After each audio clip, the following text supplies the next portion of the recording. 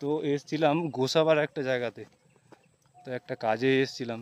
তো এখানকার মানুষের দৈনন্দিন জীবনে যা সমস্যা, রাস্তাঘাট রাস্তাঘাট দেখলে একদম মাথা চমকে উঠবে। এই যে আমার এক সহকর্মী কি সুন্দর ব্যালেন্স করে করে যাচ্ছে। সাবধানে ব্যালেন্স করে করে এসো। আমি যাচ্ছি, ওই যে বাবা ইয়ে, চলো এইবার একটা জিনিস দেখাবো। রাস্তা চরম তমন লেভেলের হচ্ছে, যদি কেউ অ্যাডভেঞ্চার ভালোবাসে তাহলে গোসাবার এই গ্রামের রাস্তা হচ্ছে সব থেকে আদর্শ। রাস্তা দেখলে মাথা চমকে যাবে।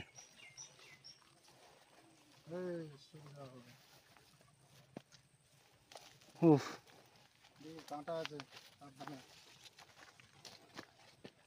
এটা হচ্ছে অ্যাকচুয়ালি নদী বাঁধ, মাতলারই একটা শাখা পোশাখা নদী।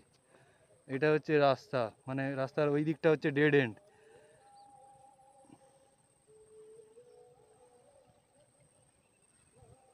আমার বাইক এখানে দাঁড় করিয়ে গেছিলাম, আমরা যাবো এখন ওই দিকটায়।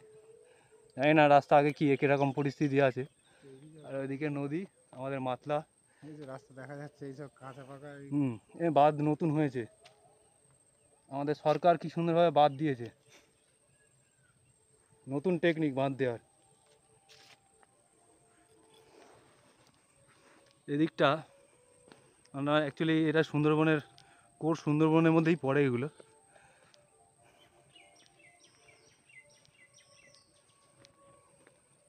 এই কবে রাস্তা, এই যে কাঁচা রাস্তা, যে কবে ঠিকঠাক হবে কে জানে। এই চারিদিকে ধান ক্ষেতের মধ্যে একটা দুটো বাড়ি এই দূরে দেখা যাচ্ছে। এদের যে দৈনন্দিন জীবনে কি জ্বালা। জয়, কেমন ফিল হচ্ছে ভাই? ফিল তো ভালো লাগছে, কিন্তু মানুষগুলোর কথা ভেবে খুবই দুঃখ প্রকাশ মানে হচ্ছে মনের ভেতরে। দেখো দেখো, ম্যানগ্রোভ ফরেস্ট, ম্যানগ্রোভ ট্রি সব দেখেছো?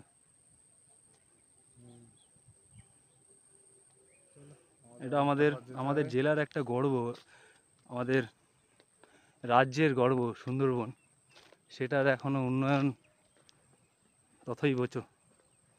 তো যাওয়া যাক, আবার পরে দেখা হচ্ছে। আমার এই গাড়ি বেরোবো আবার এখান থেকে। Tata, bye bye.